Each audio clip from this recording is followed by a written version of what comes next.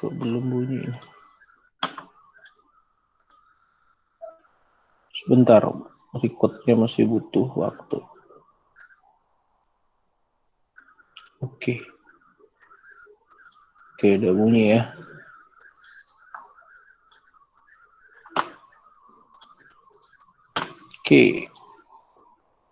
Jadi kalau kita berbicara definisi aerodinamik itu adalah tadi ilmu yang pelajari tentang interaksi sebuah benda dengan udara dan gaya yang dihasilkan oleh benda dan udara tersebut. Nah, sebenarnya ketika kita bergerak pun atau kita berjalan, itu tentunya akan ada aliran udara yang akan mengelilingi tubuh kita. Kalau kalian tidak percaya, tangan kalian bisa gerakan ke kiri dan ke kanan ya.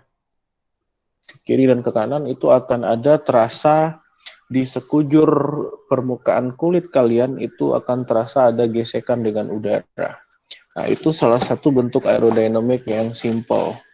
Namun sekarang teknologi sudah menggunakan computerized, maka gaya-gaya yang dihasilkan ketika adanya aliran udara yang bergerak yang berinteraksi dengan sebuah benda itu dapat menggunakan komputasi dinamika fluida atau kita sering menyebutnya adalah computational fluid dynamic.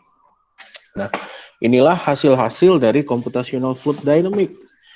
Jadi definisinya di sini kita ingin melihat berapa sih bagaimana sih bentuk aliran gas ketika melewati permukaan. Contohnya ini dinosaurus ya. Di sini kita blowing udara dari ini, ada kecepatannya ini katakanlah 15 meter per second gitu ya. Dialirin ini hingga ketika kita menggunakan software, ketika kita mengalirkan aliran dengan kecepatan sini, maka akan terjadi pergerakan aliran udara di sekujur permukaan tubuh dari dinosaurus. Sehingga kita lihat di sini ada degradasi warna ya. Degradasi warna ini menunjukkan besaran skalar. Jadi nilainya itu berubah dalam satuan detik. Nah, nilai-nilai inilah yang menjadi acuan apakah aliran itu bisa smooth atau laminar atau turbulence. Jadi kalian belum tahu ya laminar dan turbulence. Jadi seperti itu. Begitu juga kita lihat ini apa nih Vincentius Julio? Tahu gambar apa ini Vincentius?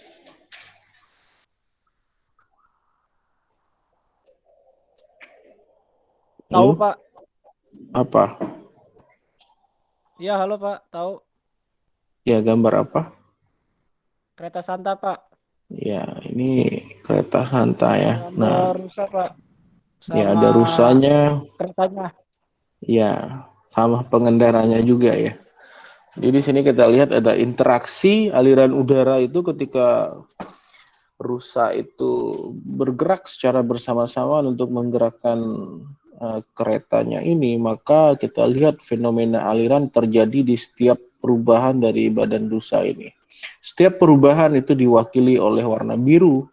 Jadi di sini secara tidak langsung dapat kita katakan ketika benda-benda ini bergerak, maka di sini akan terjadi interaksinya. Interaksi antara aliran udara tersebut dengan benda-benda yang bergerak tersebut. Terlihat aliran gas tersebut berubah warna. Setiap perubahan warna itu menghasilkan fluktuasi nilai daripada gas itu sendiri.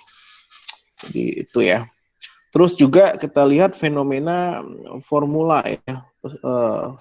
Ya katakanlah formula 1. Jadi desainnya itu dibuat sedemikian rupa tentunya untuk menghasilkan drag yang sangat kecil. Apa itu drag? Drag itu adalah hambatan. Hambatan itu dihasilkan dari udara. Nah, hambatan ini sering kita sebut dengan resistensinya ya. Semakin besar resistensinya, maka formula ini gaya hambatnya akan semakin besar, sehingga perlu sebuah aplikasi untuk memodelkan formula ini, dihitung berapa karakteristik daripada alirannya sehingga dia menghasilkan drag-nya.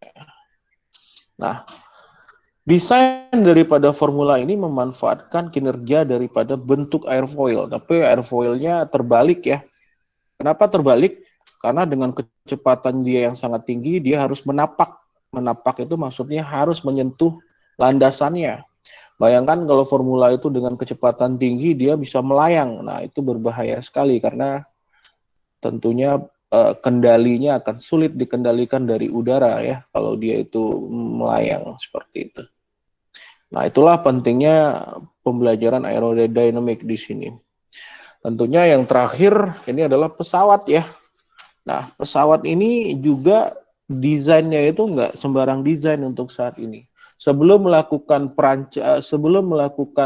assembly perancangan, maka terlebih dahulu harus disimulasikan bentuk pesawatnya. Bentuk pesawatnya seperti ini, lalu dilakukan simulasi dengan computerized melalui software yang disebut dengan computational fluid dynamic, di mana dia bisa menghitung berapa nilai lift atau koefisien lift dari sayap, koefisien drag, lalu ada drag polar CL per CD yang kita kenal terhadap masing-masing sudut serang atau keadaan pitch daripada pesawat ini.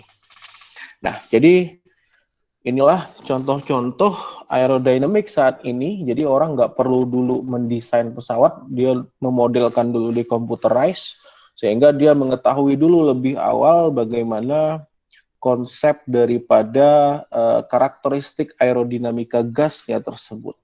Jadi kalau udah desainnya bagus, menghasilkan karakteristik aerodinamik yang bagus, baru di desain, lalu di assembly dan di manufacture dan diproduksi. Jadi hal-hal seperti itu perlu upaya untuk mengerti mengenai konsep daripada aerodinamik ya. Oke, sekarang sebelum kita mempelajari aerodinamik, kita harus mempelajari faktor eksternal yang mempengaruhi dari benda yang bergerak di udara. Apa itu? Yaitu adalah atmosfer. Jadi atmosfer itu definisinya adalah sebuah gas yang ada di permukaan bumi ini yang mengelilingi secara keseluruhan permukaan bumi. Nah, itulah yang disebut dengan atmosfer. Ya.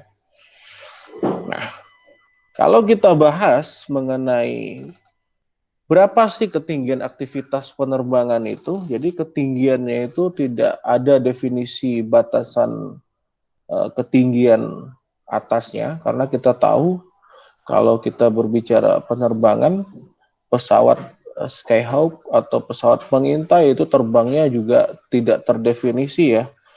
Atau kalau kita berbicara penerbangan transport atau pesawat jet fighter itu tidak lebih ketinggian terbangnya itu di 60.000 feet.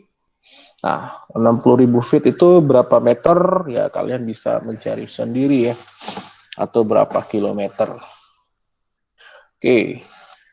Jadi sekitar 20 kilometer ya. Nah, yang menjadi penting di atmosfer itu adalah kandungan daripada oksigennya. Kenapa oksigen ya? Kalau oksigen tidak ada di atmosfer, maka kita tidak bisa bertahan hidup ketika kita bergerak di udara ataupun hewan-hewan bergerak di udara selama penerbangan. Selain itu, oksigen itu dibutuhkan untuk proses pembakaran di dalam mesin turbin gas kalau kita berbicara pesawat ya. Jadi tanpa adanya oksigen, maka akan sulit terjadinya pembakaran sehingga gas turbin engine sulit menghasilkan yang kita sebut dengan thrust atau gaya dorong ya. Jadi seperti itu. Jadi kalau kita bicara atmosfer, maka kita berbicara kandungan gas yang ada di permukaan bumi. seperti dulu kalian mungkin di SMA ataupun di fisika kemarin, kandungan gas itu 78% nitrogen kalau nggak salah ya, 21% oksigen, dan 1% inactive gas atau gas yang bercampur atau yang bervariasi di sana, yang kalau kita berbicara karbon dioksida itu secara di permukaan bumi itu fluktuasi tergantung banyaknya kadar daripada gas buang kendaraan yang ada di bumi, termasuk di Jakarta sendiri ya. Nah, jadi kalau kita berbicara penerbangan, maka oksigen itu sangat dibutuhkan untuk pembakaran dari bahan bakar. Jadi nanti kalian belajar gas turbine engine, maka kalian tahu nih di mana posisi terjadinya proses pembakaran bahan bakar yang ada di gas turbine engine. Nah, jadi kalau misalnya terjadi ketidakefektifan atau jumlah kadar oksigen di dalam permukaan bumi itu berkurang secara drastis, maka tentunya akan menyebabkan terjadinya pembakaran di gas turbine engine itu yang tidak sempurna, sehingga akan menghasilkan ketidakefisienan di dalam engine. Jadi itu kalau untuk penerbangan, karena ketika kita terbang, kita membutuhkan gaya dorong dari engine, atau dalam hal ini kita sebut dengan thrust. Namun, kalau kita berbicara performance human limitation atau batasan kinerja manusia, maka kalau kekurangan oksigen kira-kira menyebabkan apa ya, Ketua? Izin Pak, hipoksia Pak. Ya, hipoksia ya, udah belajar di human factor ya. Jadi hipoksia itu ya dimulai tanda-tandanya ya kegagalan fokus, kita nggak fokus, keliengan, pusing, lama-lama tertidur, pingsan, dan seterusnya. Jadi seperti itu. Nah, kalau kita berbicara atmosfer, maka secara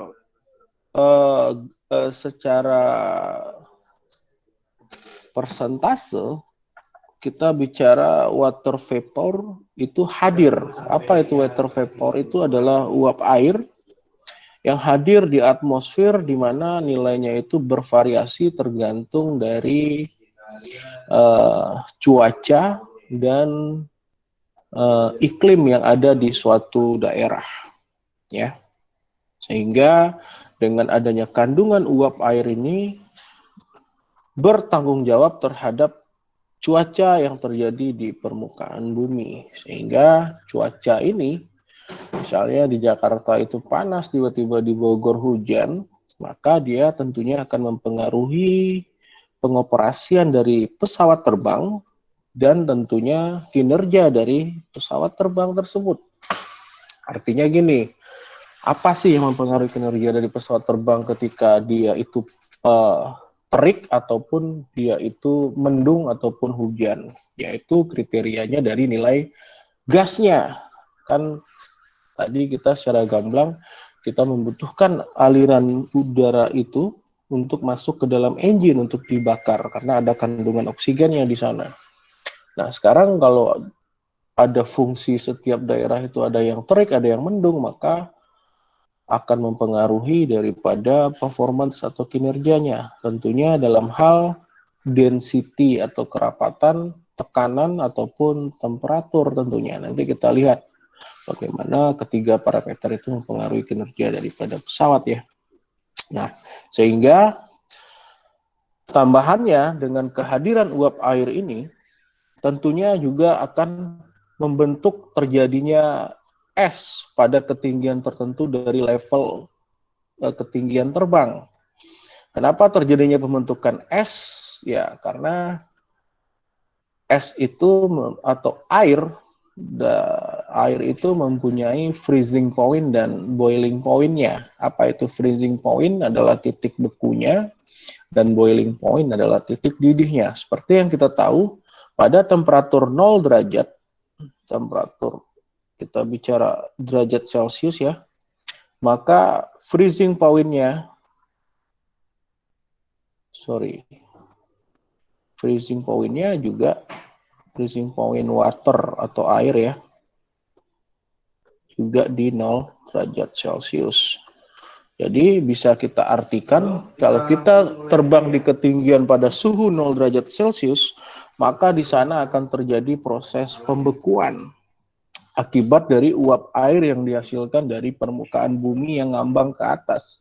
Sehingga tentunya secara tidak langsung akan mempengaruhi performa ataupun kinerja dari pesawat terbang tersebut. Oke, sampai sini untuk uap air ada pertanyaan?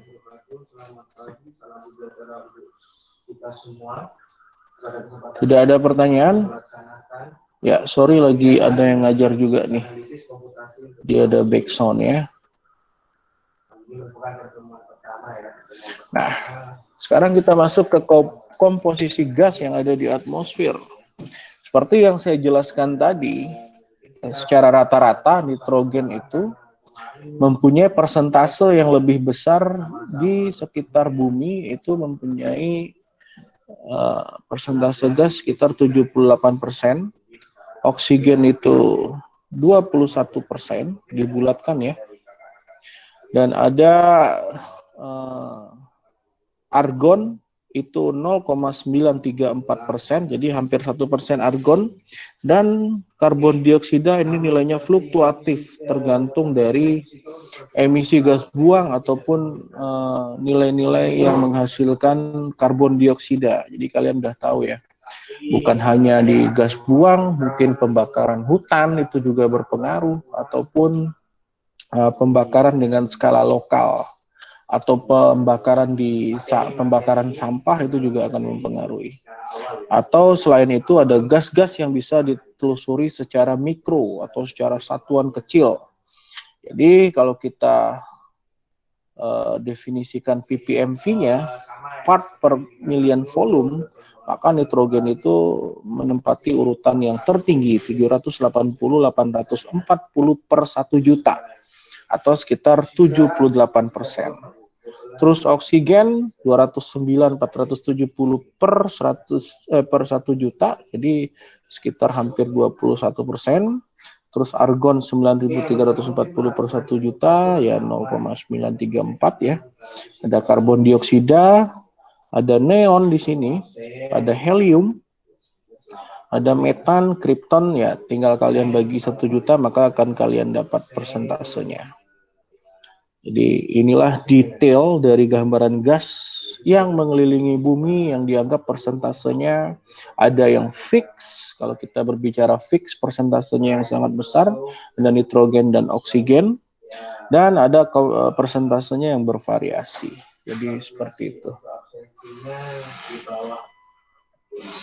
Oke, nah jadi sekali lagi gas yang diseragamkan itu adalah nitrogen dan oksigen. Dan gas-gas yang ditelusuri ada argon, ada neon, helium, metana. Ini juga termasuk gas yang seragam. Sedangkan gas yang bervariasi di sini ada uap air atau kita kenal dengan H2OV, ada ozon juga bervariasi, dan juga karbon dioksida. Oke. Sampai sini untuk kandungan gas ada pertanyaan? Kalian terganggu nggak? Terganggu Pak, dengan bertanya, suara? Pak. Ya. Siap tidak, Pak? Izin bertanya, Pak. Ya, silakan. Tadi kan di bagian awal Bapak menjelaskan di atas itu kan ada udara, Pak. Terus saya pernah dengar tuh kejadian pesawat jatuh karena stall, Pak. Jadi stall itu maksudnya gimana itu, Pak? Yang pesawat kehilangan gaya angkat itu, Pak? Ya, stall itu kita belum ke sana ya, tapi karena udah ada pertanyaan, saya jelaskan sedikit. Stall itu adalah sebuah kondisi di mana kondisi itu dihasilkan dari ada yang namanya dynamic stabilitas dari benda tersebut. Nah, kalau kita berbicara benda yang mengapung atau yang mengudara ya, jadi artinya itu harus mengapung di udara. itu kita berbicara sebuah konsep airfoil di sana. Jadi ada bentuk airfoil yang biasanya dihasilkan dari wing atau sayap. Nah, kalau kita berbicara sayap, kita berbicara yang disebut dengan stall. Jadi tahu sayap ya? Sayap itu kalau kita berbicara pesawat ya, sayap itu yang kiri dan kanan. Nah, Siap. kalau Tahu. ya, ketua aja yang jawab. Oke. Nah, di sini ada hubungan antara sayap dengan stall. Jadi stall itu adalah sebuah kondisi, ya. Kondisi apa? Kalau kita berbicara kondisi pada sayap itu, kita berbicara konsep coefficient lift dengan angle of attack. Nah, apa itu angle of attack nanti dijelasin kalau sudah kita masuk ke pembelajarannya. Nah, kalau kita berbicara stall, maka kondisi stall itu dihasilkan setelah suatu kondisi dari CLmax wing sayap. Jadi sayap itu coefficient lift. Jadi karena sayap itu desainnya airfoil, jadi setiap perubahan sudut serang, apa itu sudut serang nanti juga kita bahas, maka nilai CL-nya akan naik. Terlihat dari sini kan, ini sudut serangnya atau kita sebut dengan angle of attack. Sudutnya di sini 0 derajat, semakin besar sudutnya 5 derajat atau di sini 15 derajat, itu naik nih, terjadi eskalasi dari coefficient lift. Nah, pada titik tertentu ini tiba-tiba CL ini turun setelah mencapai, kita sebut di sini adalah CLmax. Sorry, sebentar ya, stylusnya bermasalah. Tulisannya jadi ngaco sebentar.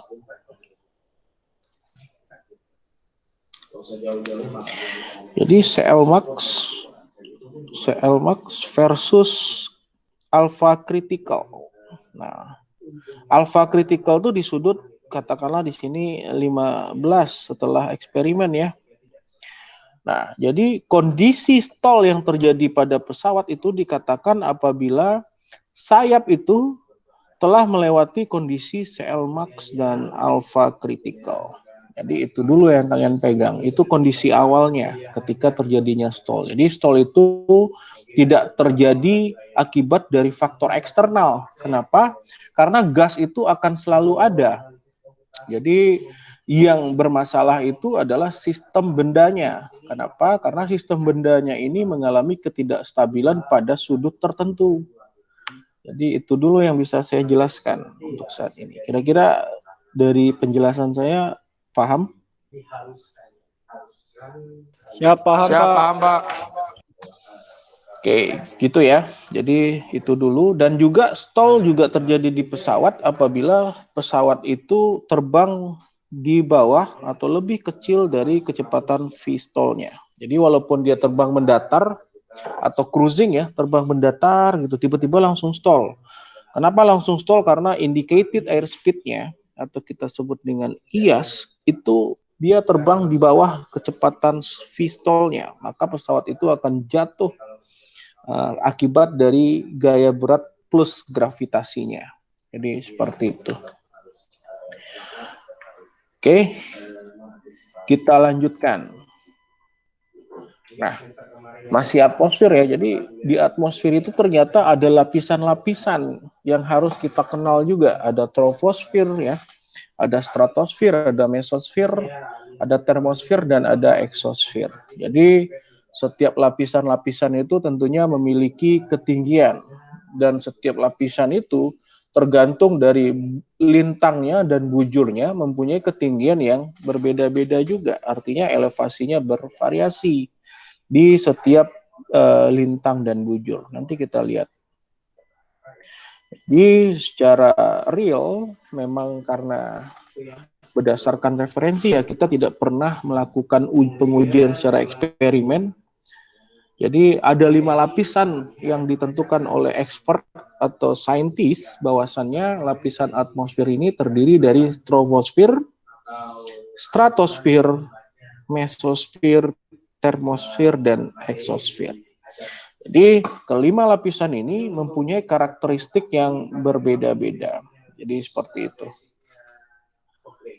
Ini harus diingat ya, karena ini sekali lagi akan keluar baik itu di UTS dan di UAS untuk ujian multiple choice-nya.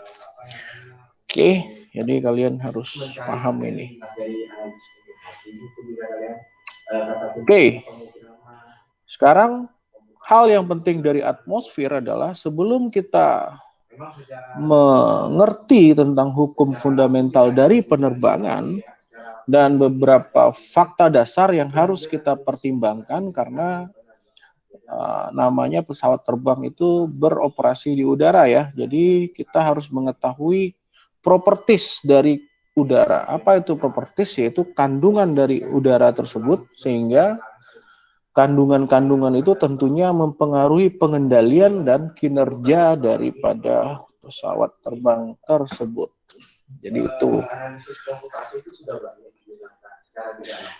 Nah, yang pertama, karena kita sudah membahas jenis-jenis lapisan, maka kita detail ke karakteristiknya. Jadi ada troposfer ya.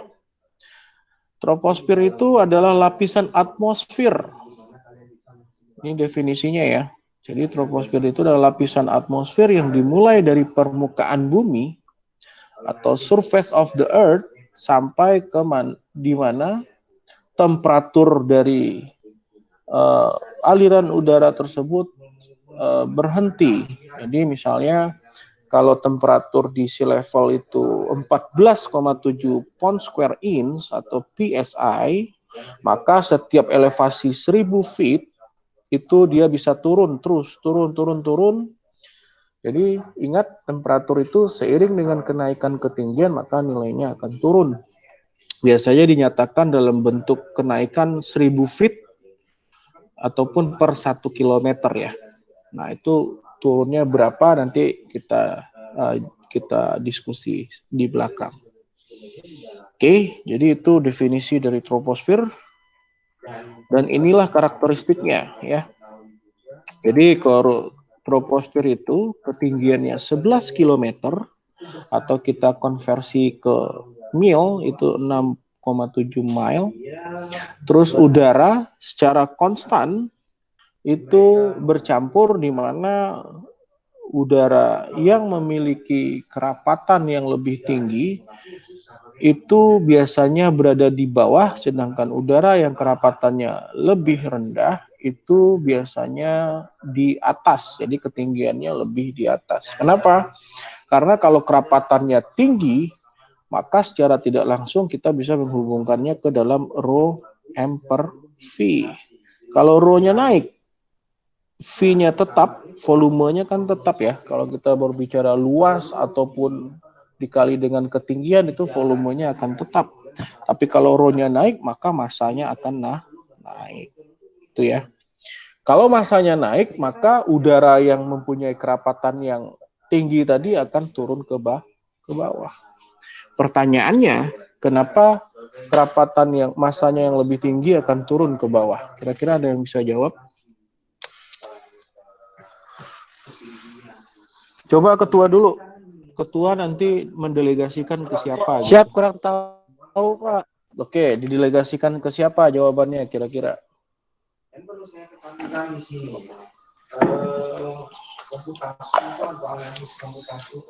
Riki Haji Pak.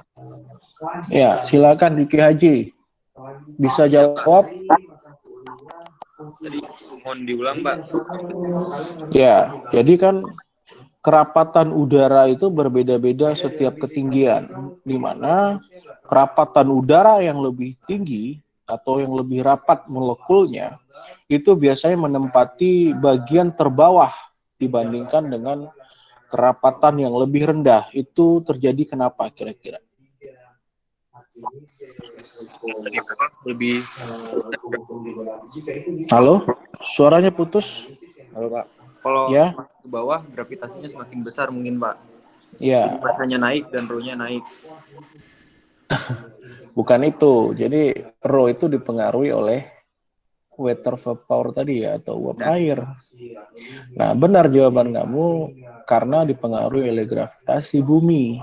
Karena semakin dekat jaraknya dengan bumi, maka akibat dari beratnya atau bobotnya yang besar, maka dia akan ditarik ke bawah menuju ke permukaan bumi.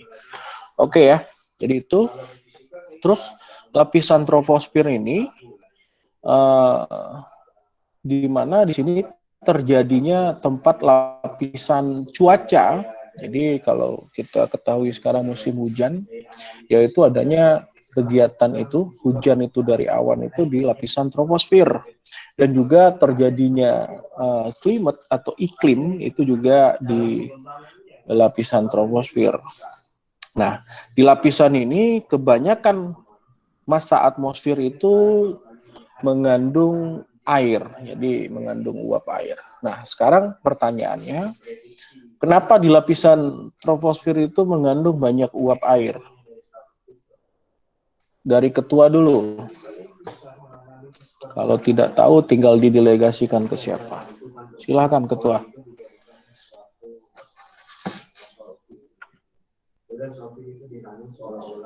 Boleh diulang, Pak?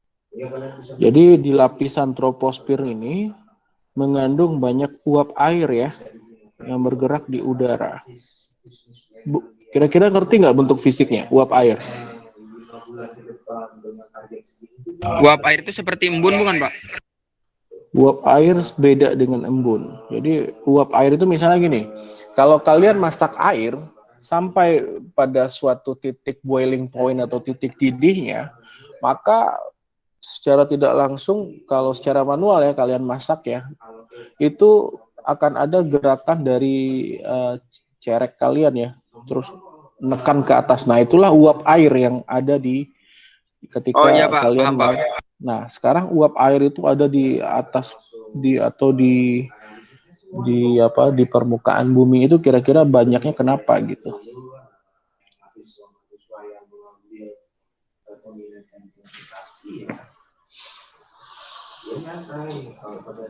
Mungkin karena pemanasan global kali, Pak.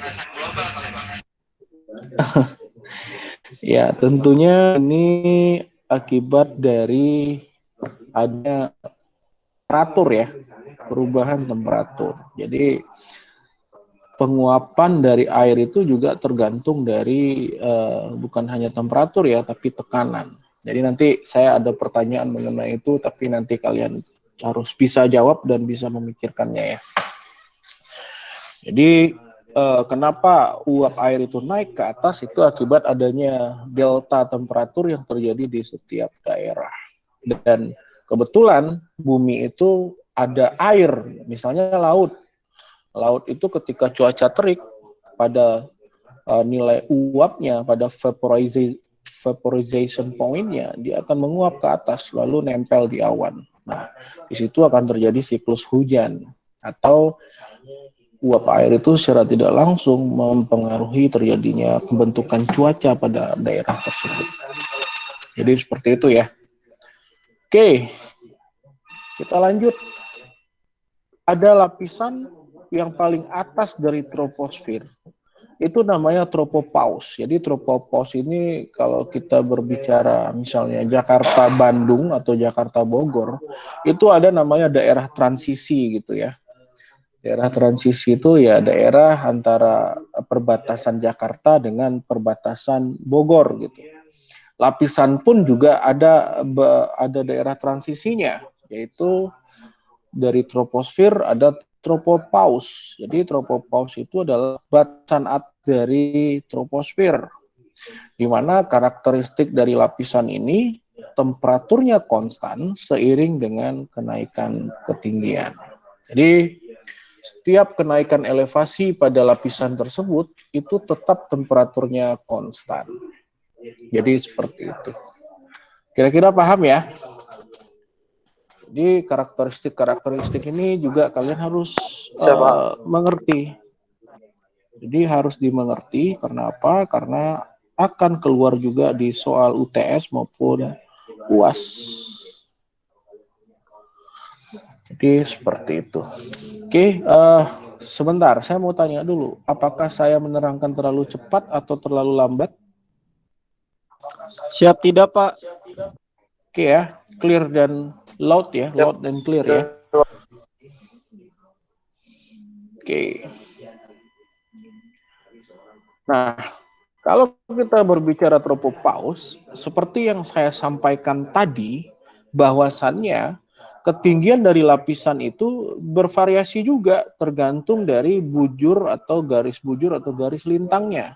Kalau kita lihat dari garis lintangnya, dari sini ke sini gitu ya. Kalau ada garis lintang bumi, kalau kalian tahu, ini di sini ada kutub utara dan kutub selatan. Nah, di sini jarak lapisan troposfer itu sangat dekat sekali. Ini sangat dekat sekali ya.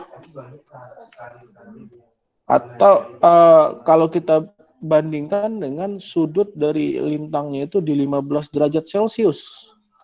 Ini daerah Eropa nih, ini di daerah Eropa. Kalau kita lihat di sini, ini di daerah Eropa di mana ketinggiannya itu elevasinya cukup tinggi dibandingkan dengan yang ada di daerah kutub. Apalagi di daerah kita yang garis bujurnya di sini yang melewati namanya garis khatulistiwa dikenal ya. Ini lapisannya makin tinggi lagi untuk yang troposfer. Di mana setiap ketinggian itu kalau untuk yang di posisi pol itu untuk ketinggian troposfer itu 27.000 feet, di mana suhunya sangat dingin ya, minus 45 derajat Celcius. Namun di daerah Eropa ketinggian troposfer itu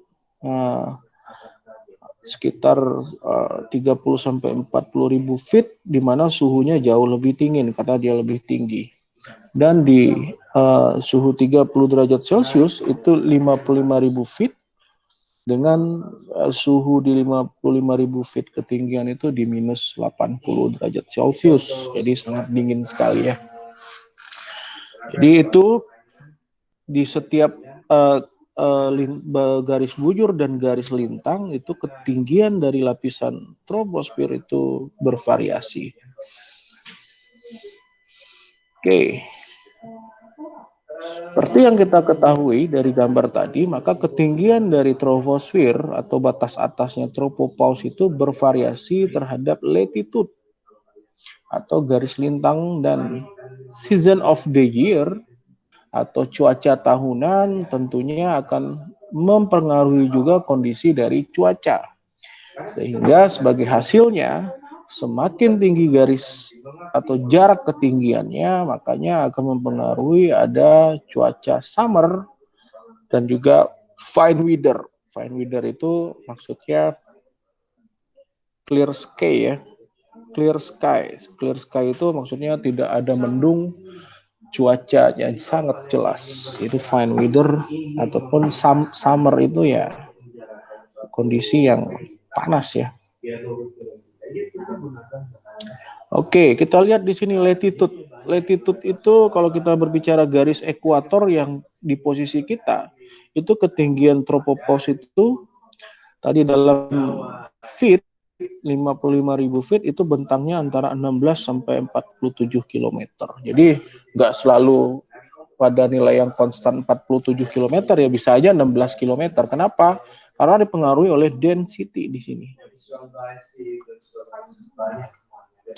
Terus di 45 derajat north or south atau lintang utara, lintang di sudut 45 derajatnya antara lintang utara dan selatan itu daerah Eropa ya, ini 10 sampai 12 km ketinggian dari troposfer.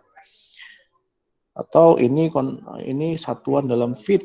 Atau untuk di pol atau di posisi daripada kutubnya itu lebih rendah, 7 sampai 9 km atau bentangan 25.000 sampai 29.000 feet.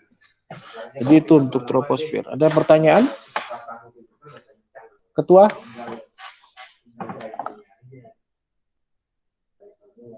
Siap tidak, Pak? Yang lainnya ada pertanyaan? Pak, izin Pak. Iya. Pesawat terbang di atmosfer apa ya Pak?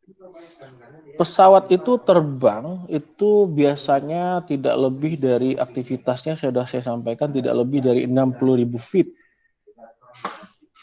Kira-kira di lapisan mana? Kira-kira di lapisan mana kalau dia terbang tidak lebih dari 60.000 feet? Kalian bisa jawab sendiri kan sekarang? Ekuator. Ya Pak, ekuator Pak. Kok ekuator? Mesos Pak. Tropopause. Troposfer. Ya, dia terbangnya di lapisan troposfer. Kenapa? Kalau di lapisan dari nanti stratosfer, nanti kita lihat karakteristik lapisan di sana ya. Nah, ini kita masuk ke stratosfer nih. Nah, apa itu stratosfer? Stratosfer itu definisikan dari sebuah lapisan yang berada di atas dari troposfer atau yang berada di atas dari tropopause.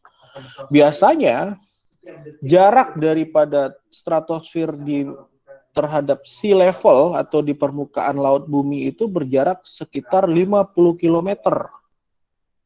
Dan dikarakteristikan temperatur biasanya dalam keadaan konstan ataupun meningkat seiring dengan kenaikan ketinggiannya. Jadi lapisan stratosfer itu kalau di pole atau di bagian kutub, di sini kutub ya, kutub utara, itu lapisannya itu 40 km ketebalannya atau ketinggiannya.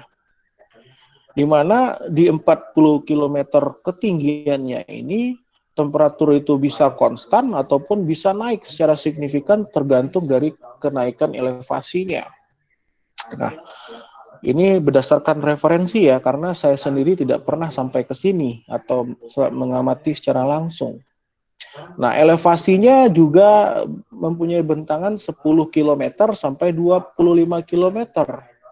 Itu bisa saja tidak di bagian kutub, melainkan di 45 derajat atau di garis ekuator di kita. Jadi lapisannya bisa berubah itu range-nya ya. Nah, lapisan ini mengandung lapisan ozon. Jadi di sini ada lapisan ozon, tentunya yang melindungi kita dari bahaya sinar matahari yang bisa membahayakan kulit kita. Jadi artinya kita diuntungkan dengan adanya lapisan ozon ini, cahaya matahari itu tidak langsung mengenai kulit kita karena difilterisasi dulu melalui lapisan ini. Dan lapisan ini adanya di stratosfer. Jadi seperti itu. Nah, pertanyaan kalian kan tadi, apakah pesawat bisa terbang di stratosfer? Ya, kita lihat sampai saat ini aktivitas penerbangan adanya di 60.000 feet. Nah, kalau dia harus naik ke stratosfer di mana karakteristik lapisannya itu terjadi peningkatan temperatur secara signifikan seiring dengan kenaikan ketinggian, maka pesawat yang harus terbang ke sini harus mempunyai kekuatan struktur yang tahan terhadap temperatur yang tinggi. Jadi harus tahan terhadap high temperatur material dari pesawatnya ya. Nah, apakah ada pesawat yang bisa melewati stratosfer ya? Kalau pesawat udara ya belum ada ya yang saya dengar, tapi kalau roket ataupun dalam misi untuk untuk menyampaikan satelit itu sudah melewati lapisan ini tentunya, karena kalau roket itu bahannya harus tahan terhadap temperatur yang tinggi. Jadi demikian kira-kira. Apakah menjawab pertanyaan yang kalian pertanyakan tadi? Halo, Ketua. Ya, Jawab, Pak. Oke ya. Oke, kita lanjut ke troposfer. Ke mesosfer. Mesosfer. Jadi mesosfer ini adalah lapisan yang persis ada di stratosfer, di mana jadi ini troposfer, termosfer, ini mesosfernya ada di sini ya. Di mana bentangan ketinggiannya itu dari batas tadi stratosfer sampai ke maksimum ketinggiannya di 80 km atau 80.000 meter ya dari permukaan sea level atau permukaan bumi.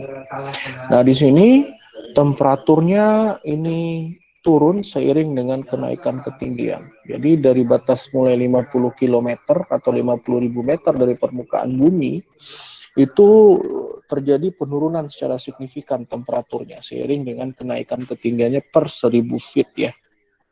Jadi seperti itu. Itu mesosfer. Lalu termosfer. Jadi tadi ada meso, ada termo. Jadi kalian harus paham nih, kenapa ada termosfer. Jadi di sini itu setiap lapisan kan ada sphere-nya ya. Ada tadi troposfer, ada stratosfer, ada mesosfer, dan ada termosfer. Sphere itu ya bentuk fisiknya ya bulat ya, bukan elips. Tapi secara aktual lapisan-lapisan itu yang mengelilingi bumi bentuknya itu elips sesuai dengan garis bujur dan garis lintangnya. Namun tujuannya karena untuk mengelilingi bumi yang dikatakan bulat, makanya kata sphere ini diambil dari situ.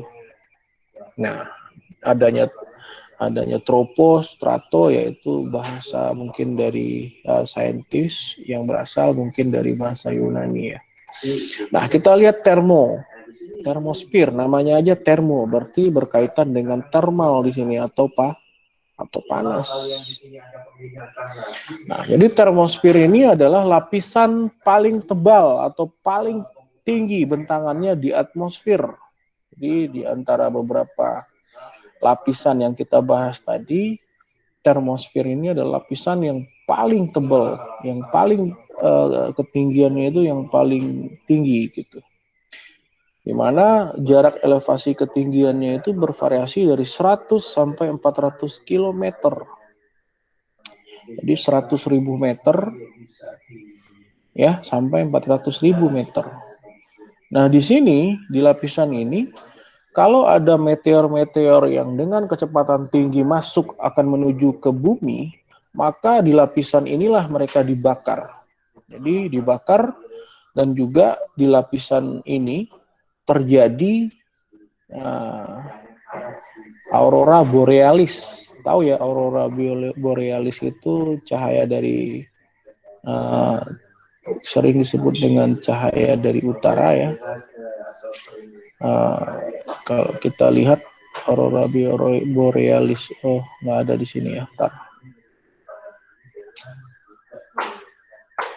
Di sini kita lihat aurora borealis itu biasanya warnanya bisa hijau, merah gitu ya, berubah-ubah.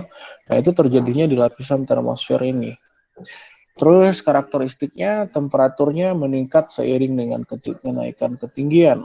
Jadi di lapisan ini temperaturnya sangat signifikan sekali tingginya. Maka kalau ada benda yang akan melewati lapisan ini, maka dia harus tahan terhadap temperatur yang tinggi. Jadi seperti itu. Oke. Oke, sekarang ada daerah yang kita sebut dengan ionosfer, di mana lapisan ionosfer ini berada persis di antara lapisan mesosfer dan termosfer, di mana lapisan ini mempunyai partikel muatan elektrikal sehingga dia bisa mendistribusikan gelombang radio ya. Misalnya kalau dari Boise dan New Jersey ya, ini untuk mentransmitkannya dari satu stasiun ke stasiun yang lainnya itu menggunakan lapisan ini agar suara radionya itu bisa sampai secara cepat. Jadi dia bisa menghubungkan antara country dan atau suatu negara ke negara lainnya atau suatu kota ke kota lainnya. Jadi itu ionosfer. Jadi sekali lagi ionosfer berada di lapisan antara mesosfer dan termosfer. Terus yang selanjutnya adalah eksosfer. Jadi eksosfer ini adalah lapisan tertinggi dari atmosfer, di mana di sini tempat mengorbitnya Space Shuttle atau kita kenal dengan pesawat kolang-alik, di mana eksosfer ini mempunyai molekul yang sangat kecil sekali, molekul udara ya maksudnya, sangat kecil sekali, karena sehingga sayap yang ada di Space Shuttle itu sangat useless atau tidak berguna sekali digunakan untuk menghasilkan gaya angkat.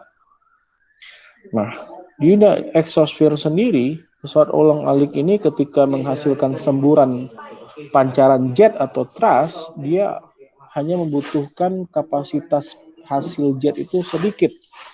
Kenapa? Karena dengan hanya sedikit dia bisa bergerak di sekeliling daerah dari lapisan tersebut. Alasannya kenapa? Karena density-nya, karena molekulnya itu sangat sedikit sekali sehingga density-nya itu sangat kecil sekali sehingga drag-nya juga sangat kecil sekali atau gaya hambatnya ya. Nah, di luar dari lapisan ini maka kita sebut dengan outer space atau angkasa luar. Jadi seperti itu ya.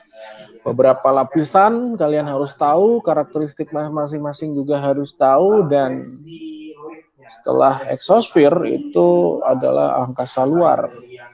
Jadi berapa ketinggian dari angkasa luar itu juga tidak terdefinisikan dan juga masih banyak pendefinisian dari saintis berdasarkan eksperimen mereka. Jadi saya tidak perlu membuktikannya secara eksperimen ya, karena ini berdasarkan referensi saja. Ada pertanyaan sampai di sini? Ketua?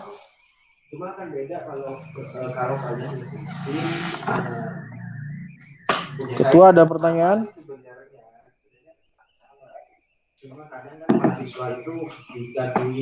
Mana nih ketuanya?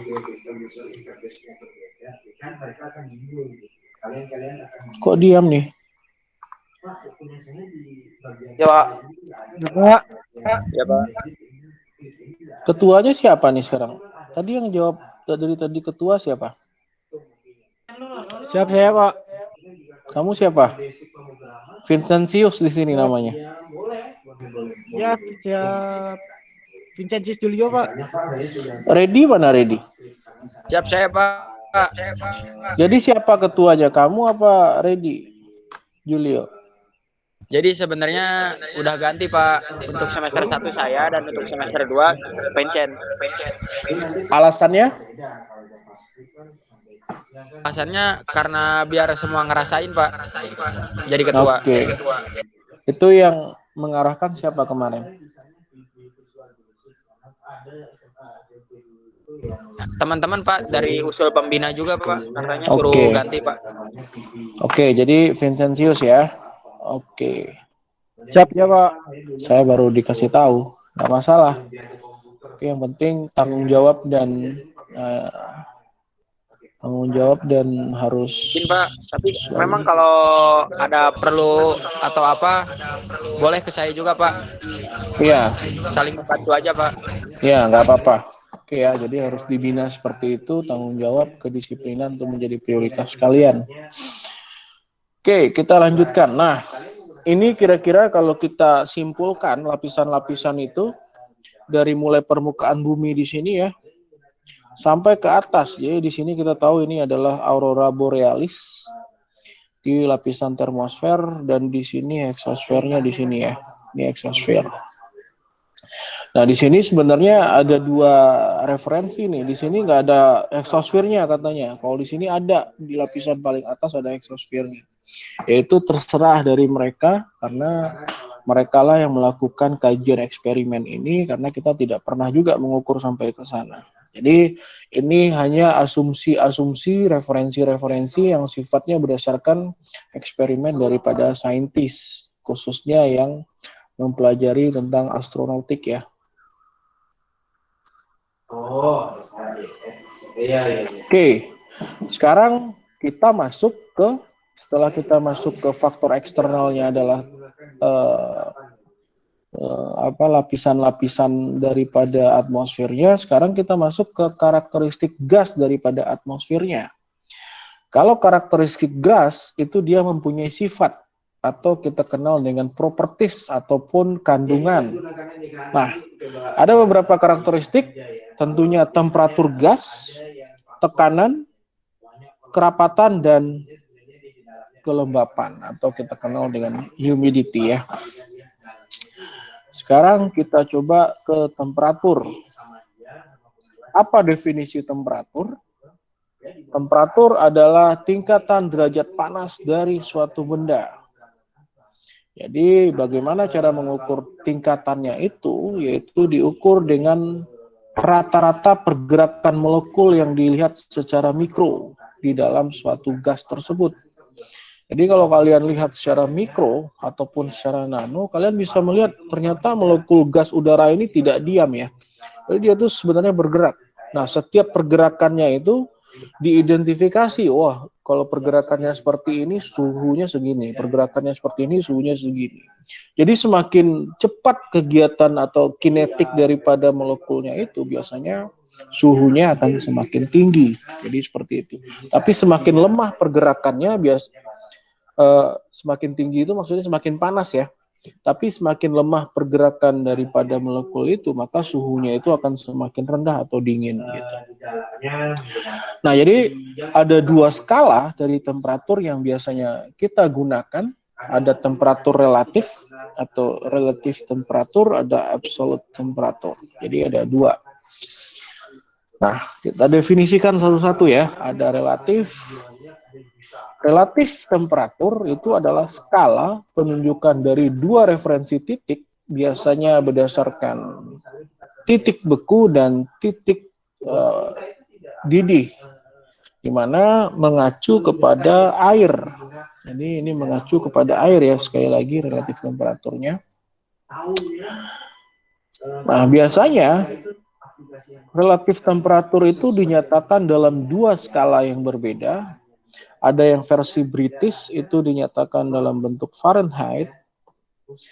Jadi freezing point-nya di 32 degrees Fahrenheit dan boiling point-nya di 212 degrees Fahrenheit. Di mana perbedaan skalanya ini di sekitar 180 derajat, yaitu 212 dikurang 32. Sedangkan kalau Celsius itu digunakan untuk skala internasional atau sistem internasional, di mana freezing point-nya 0 derajat dan boiling point-nya di 100 derajat. Sehingga perbedaan suhunya itu di sekitar 100 derajat antara freezing point dan boiling point-nya. Nah, jadi kalau kita lihat faktor-faktor daripada nilai boiling point dan freezing point ya, maka kita akan mendapatkan konversi antara Celsius dan derajat Fahrenheit. Jadi perubahan 1 derajat Celsius akan merubah nilai sebesar 1,8 derajat Fahrenheit ya. Jadi tinggal 180, perbedaan skalanya dibagi dengan perbedaan skala 100, jadi dapat 1,8. Jadi 1 derajat Celcius sama dengan 1,8 derajat Fahrenheit. Jadi gitu ya. Oke, jadi kita lihat di sini temperatur relatif temperatur itu titik skalanya itu berdasarkan temperatur dari air ya. Jadi tadi ada 0 derajat, ada 100 derajat. Ada kalau Fahrenheit ada 32 Fahrenheit, ada 212 Fahrenheit. Nah, sementara kalau kita berbicara absolut temperatur, jadi ada relatif dan absolut. Absolut temperatur itu adalah sebuah temperatur yang menyatakan bahwasannya secara mikroskopik molekul-molekul itu memang tidak bergerak sama sekali. Jadi seperti yang saya bilang tadi, nilai daripada freezing point dan boiling point-nya itu dinyatakan bahwasannya secara mikroskopik molekulnya itu benar-benar masih bergerak. Walaupun dia masih di 0 derajat atau di di freezing point-nya ya. Tapi secara mikro molekulnya masih bergerak. Maka hal itu disebut dengan relatif temperatur. Tapi di mana molekul itu benar-benar tidak bergerak lagi, maka itu yang disebut dengan absolut temperatur. Biasanya untuk satuan sistem internasional berada di minus 273 derajat Celcius, atau bisa kita gunakan Kelvin di sini. Jadi untuk menghasilkan derajat Kelvin, maka setiap suhu yang mengandung satuan Celcius kita tambahkan 273. Ini absolut temperatur. Begitu itu untuk sistem internasional. Kalau untuk British apa? Kalau untuk British biasanya menggunakan Rankine, di mana 0 derajat Rankine itu kalau kita konversi ke Fahrenheit itu minus 460 derajat Fahrenheit. Atau bisa kita bikin derajat Rankine itu sama dengan derajat Fahrenheit ditambah 460. Jadi seperti itu ya. Sekarang kita lihat absolut temperatur. Jadi absolut temperatur itu menggambarkan 0 derajatnya menggambarkan temperatur minimum yang secara teoretikal memungkinkan. Sehingga dengan secara teoritis memungkinkan, maka sangat tidak mungkin temperatur itu turun lagi pada nilai nolnya. Jadi artinya kalau dari freezing point tadi untuk air tadi 0 derajat Celcius itu sebenarnya molekulnya masih bergerak, maka dia masih bisa turun nih suhunya sampai mencapai 0 absolut yang sebenarnya, di mana molekul itu tidak bisa bergerak lagi. Oleh karena itu dinyatakan di sini bahwasannya secara teoretikal maka sangat tidak mungkin sekali temperatur itu akan bergerak menuju ke 0 absolut berikutnya. Jadi hanya ada 0 absolut. Jadi hanya ada 1 0 absolut gitu maksudnya. Jadi absolut temperatur adalah skala yang digunakan dalam persamaan kinerja dari pesawat terbang. Atau airplane performance equation ya. Jadi ada 2 temperatur absolut yang dikenal seperti yang tadi saya bilang adalah Rankine dan Kelvin. Oke. Sekarang kita lihat, ini udah dijelasin ya. Kelvin, ini udah. Ini juga sudah. Oke, sekarang pertanyaan saya. 2 derajat Celcius berapa Kelvin? Julio. George Andreas.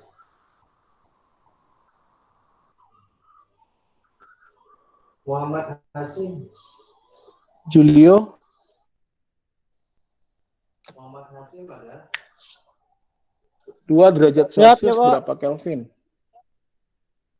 Ya, itu sudah ada di layar ya. 2 derajat Celcius berapa Kelvin?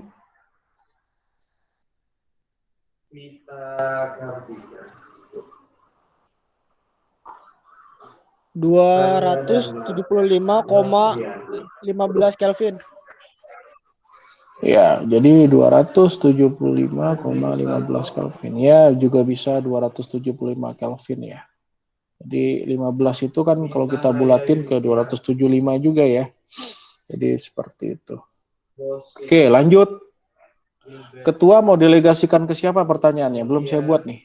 Tapi namanya ke siapa? Julio.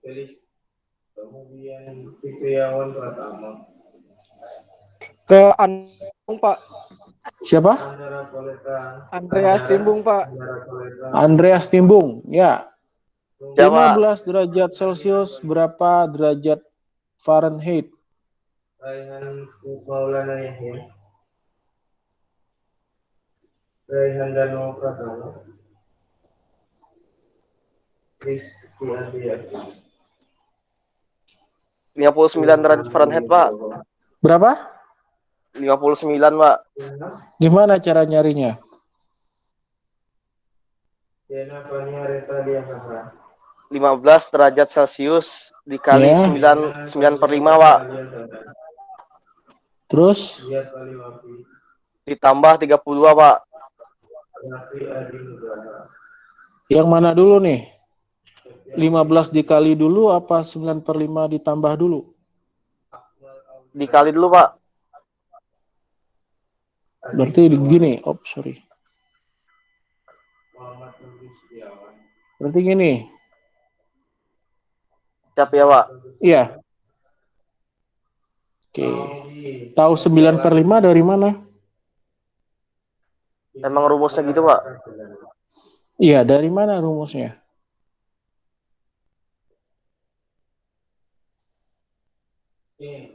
Tahu rumus ini dari mana? Ada yang tahu yang tadi kita jelaskan? Oke, kalau tidak tahu, coba kita lihat ya. Rumus ini sebenarnya didapatkan dari freezing point, jadi perbandingan freezing point dan total skalanya. Kalau kita berbicara derajat Celcius, freezing point-nya di 0 derajat, tidak usah kita tuliskan, tapi perbandingan skala dari boiling point dan freezing point-nya adalah 100 derajat.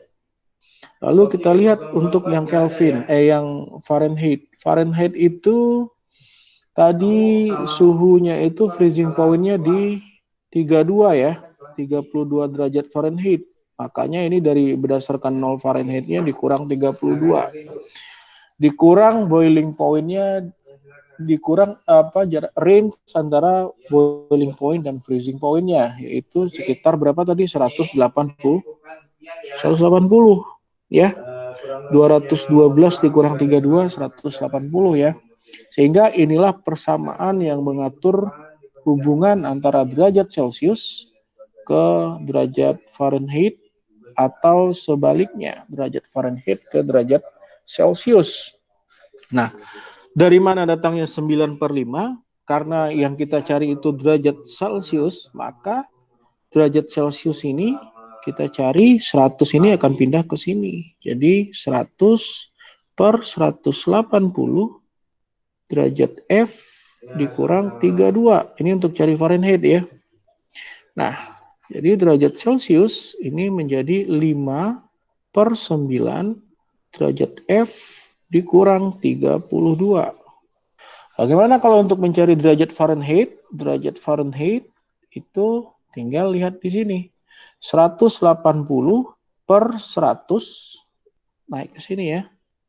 180/100 0 derajat Celcius ditambah 32. Ininya pindah ke sini menjadi plus. Berarti derajat Fahrenheit sama dengan 1,8 derajat Celcius ditambah 32. Jadi kalau dia 15, maka nyarinya 1,8 derajat Celcius ini sama dengan 9/5 ya, karena kalau sama-sama dibagi 20 ini dapatnya 9/5 dikali derajat Celcius ditambah 32. Jadi sama kayak yang tadi. Jadi 9/5 derajat Celciusnya 15 ditambah 32.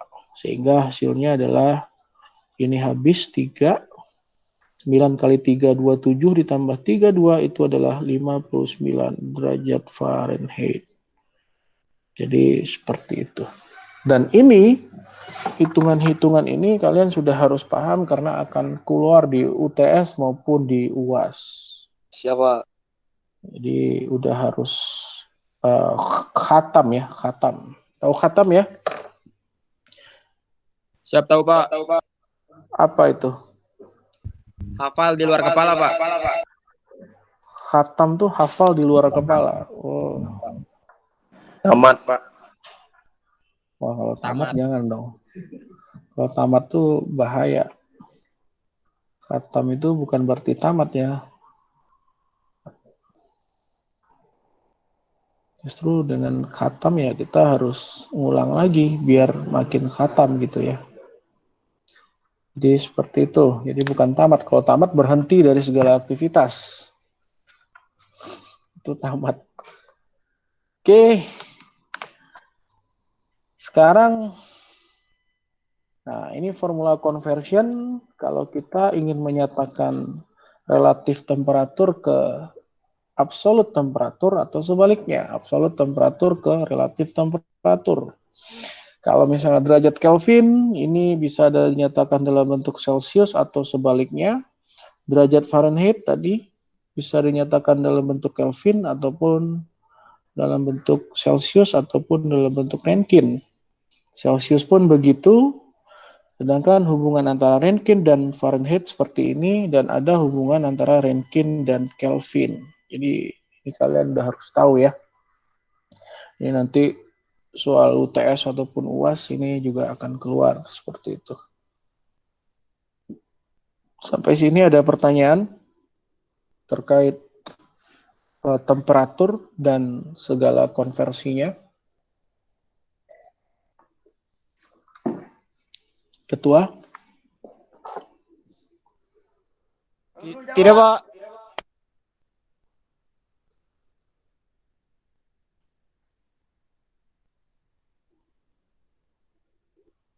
Sebentar.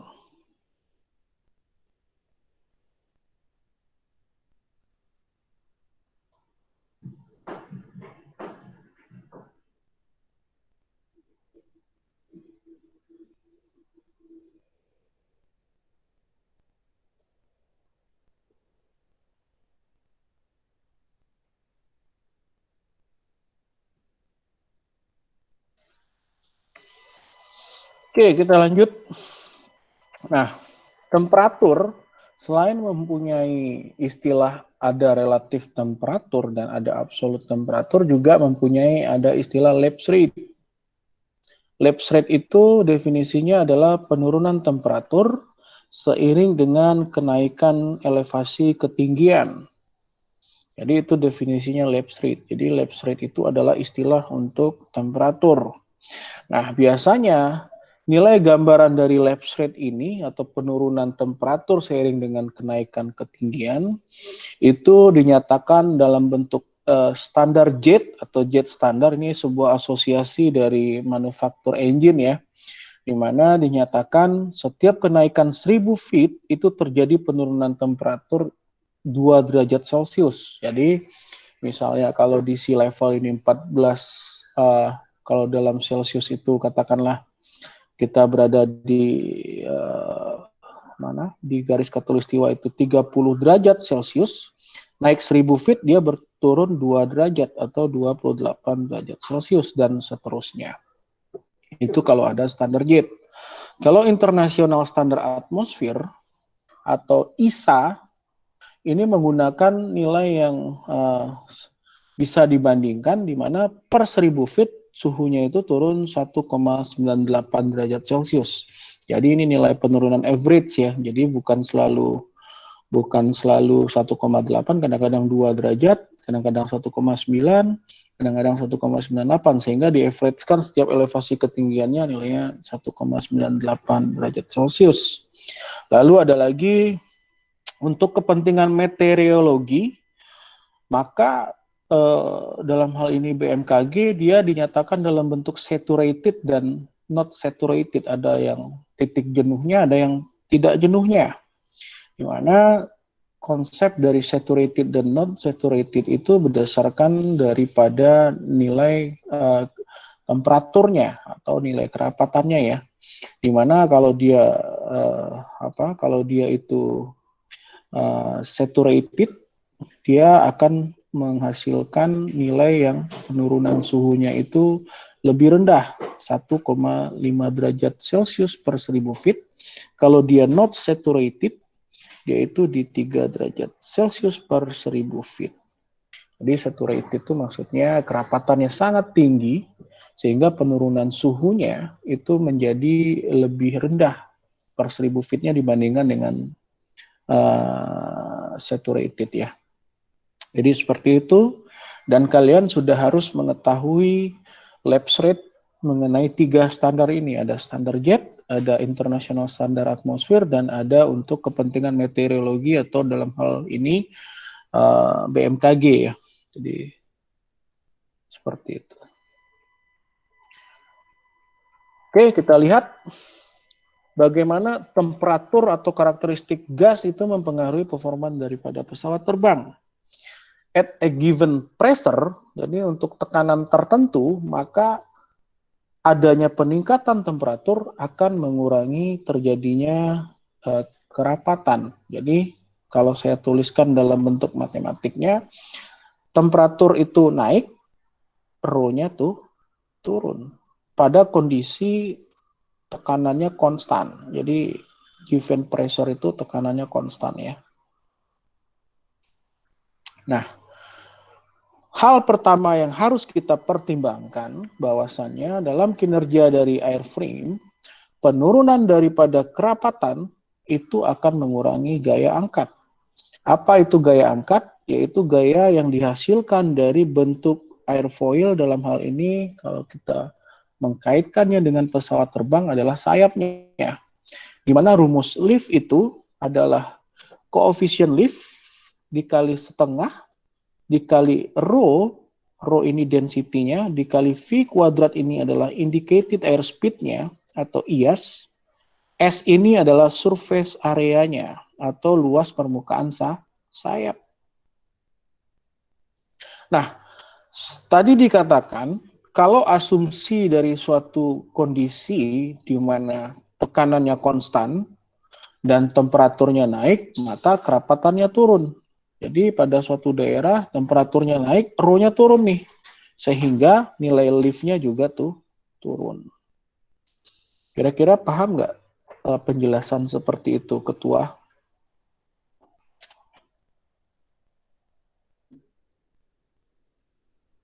Ketua?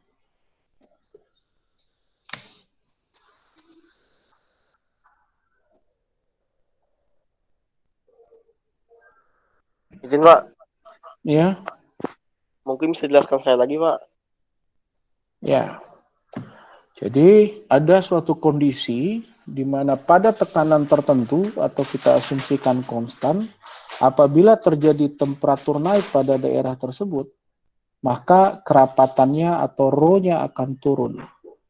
Maka kalau kita kaitkan dengan gaya angkat, di mana gaya angkat itu parameternya merupakan koefisien lift, dikali rho itu density, dikali V itu kecepatan benda ya, atau pesawat, dan S ini surface area, maka pada kondisi yang di atas ini kita kaitkan dengan lift ya, maka rho-nya kan turun ya.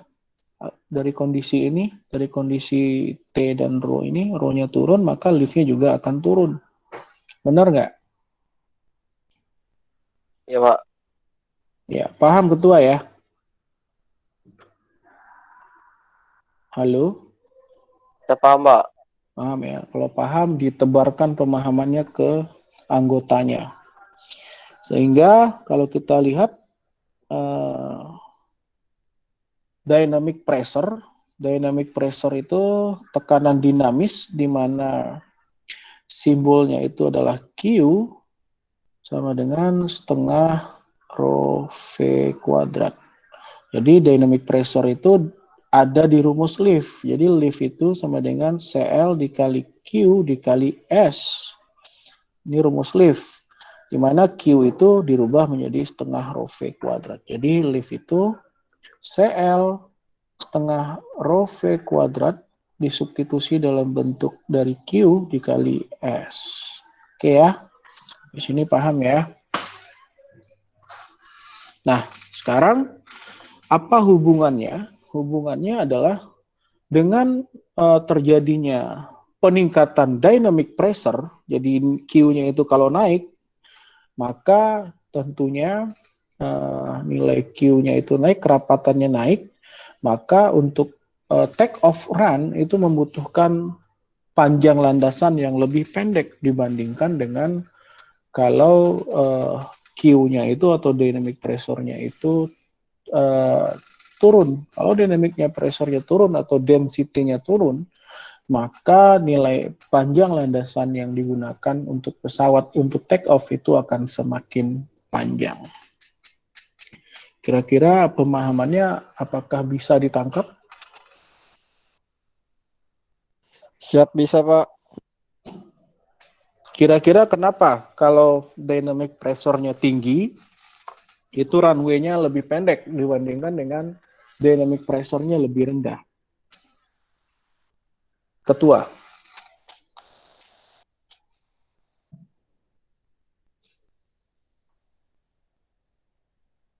Siap ya Pak.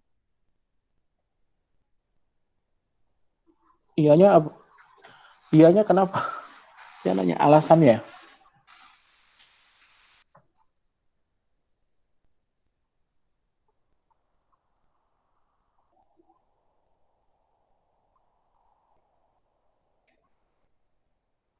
Izin Pak, apa Boleh? karena tekanan lebih tinggi ya Pak?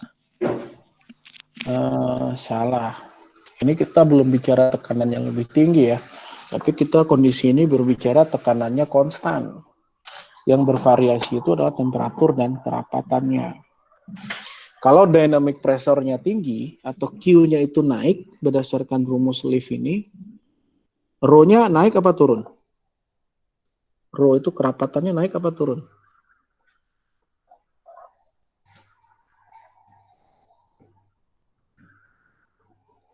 Naik, Pak.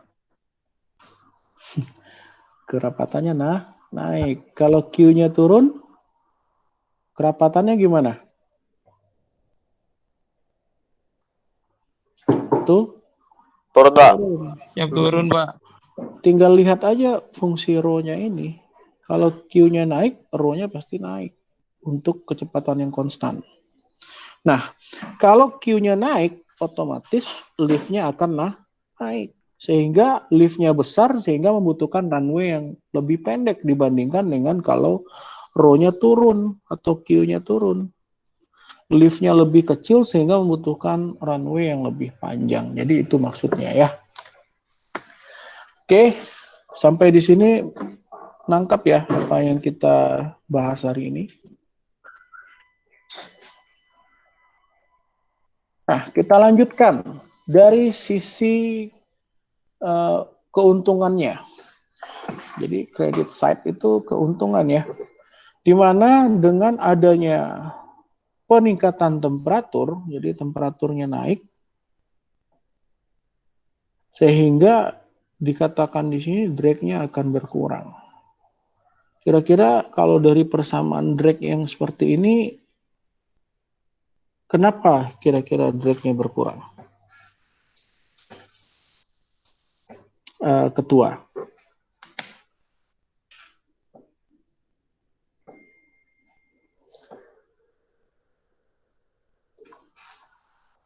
Temperatur naik, drag-nya turun. Ya, halo Pak. Ya, kenapa? Bisa diulang Pak? Jadi kalau temperaturnya naik, kenapa drag-nya yang turun?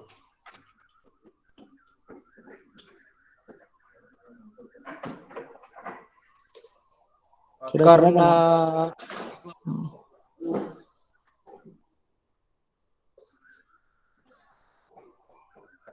karena ini beda tekanan kali Pak.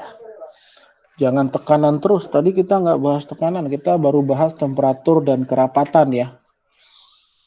Jangan gara-gara tekanannya turun, bukan tekanan. Rumus drag itu ada tekanan nggak di sini?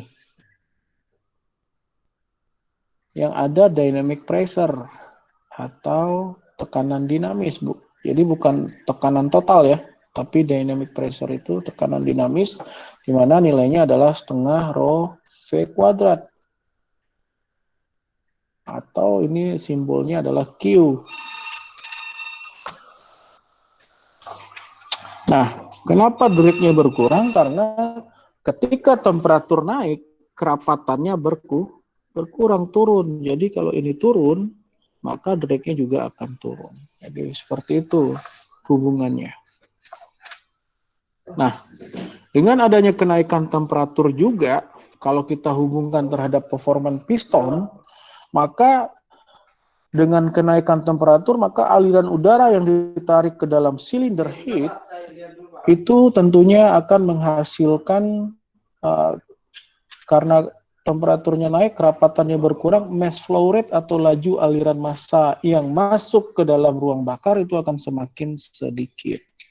Sehingga nilai power tenaga yang dihasilkan mesin piston itu akan turun akibat terjadinya peningkatan temperatur.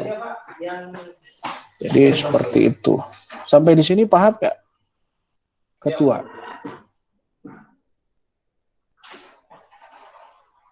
Ya, yang metodologi belum, Pak. Siapa? Paham ya? Paham atau enggak? Siap paham, Pak. Oke, jadi pemahaman itu perlu kalian ulang lagi ya. Jadi intinya untuk kegiatan hari ini itu kita cukupkan sampai di sini dan pengulangannya kalian lakukan sendiri. Karena sebentar, saya barusan terima WA dari Warek 3, saya harus ketemu beliau nih ya. Oke, Siapa? saya absen dulu. Sekarang tanggal berapa, Julio? Sekarang 4 tanggal ya? 4, Pak. 4 Maret Iya, Pak. 2021. Vincentius hadir, Julio. Siap hadir, Pak. Panggi. Panggi.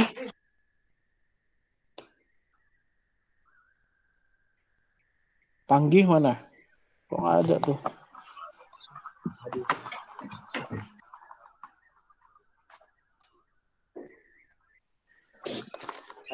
Panggi hadir, Pak. Ntar dulu. Kamu kemana, Panggi? Coba semuanya di-on-kan dulu kameranya. Saya mau lihat satu-satu. Jaringannya, Pak. Iya, jaringannya masih ini ya, belum stabil. Oke, sekarang ready. Hadir ya. Diva. Siap saya, Pak. Hadir. Siap hadir, Pak. Oke. Muhammad Rian. Siap, Muhammad Rian, hadir Pak. Muhammad Ziad. Hadir Pak.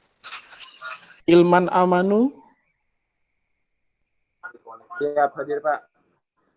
Reza Saputra. Hadir Pak, saya di kameranya Rehan Arif Mangika Ginting. Oke, Muhammad Dwi Prayogi. Ya, Pak, berdua. Siap hadir Pak. Terima kasih Pak. Imam Qori Mukminin. Siap, hadir Pak.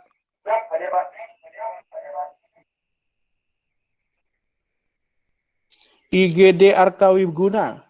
Siap hadir Pak. Muhammad Wirayudatama. Siap hadir Pak. Abdul Malikul Mulki Safli. Siap hadir Pak. Riki Acit Romansyah. Siap hadir Pak. Devanda Maulida. Siap hadir Pak. Rizky Angga Pratama. Siap hadir Pak. Muhammad Hafiz Azril. Siap hadir. Oke. Siap hadir Pak. Andreas Timbung. Siap, hadir Pak.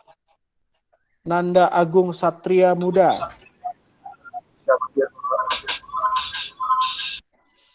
Oke, baik. Slide sudah saya berikan di grup. Tolong dipelajari ulang sampai. Izin Pak, Fasil A. Ya. Kenapa Muhammad Dwi Prayogi? Siap Fasil Arman, Pak. Kenapa Fasiul Arman? Siap, saya belum di absen, Pak. Kamu belum di absen. Oh iya, masih 19 ya ini ya. Kamu telat ngisi KRS ya? Siap Pak, iya Pak. Itu kemarin saya baru ngurusin nama Bu Nur sama Pak Renaldinya, Pak. Jadi Fasiul tagihan Arman. disyakat sama tagihan bank beda, Pak. Iya, Pak. Siapa lagi? Ya makanya di absen kalian nggak ada. Rianda sama Lotgian, Pak. Hah? Siap Muhammad Bara Pak. Sebentar, satu-satu. Lotgian, Siap Lotgian dari Bara Pak. Ribara. Siap Pak. Oke, lanjut. Siapa lagi? Muhammad Rianda Sesya Putra, Pak. Muhammad Rianda Sesya Saputra. Sesya Putra. Sesya Putra. Oke, siapa lagi?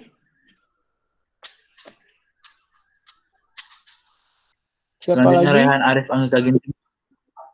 Rehan Arif, Anggita Ginting.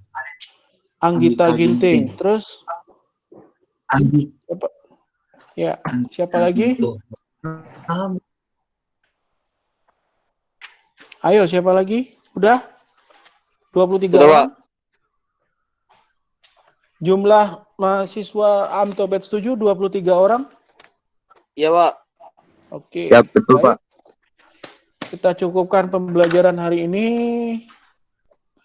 Untuk pertemuan selanjutnya tetap hari Kamis. Namun jamnya akan saya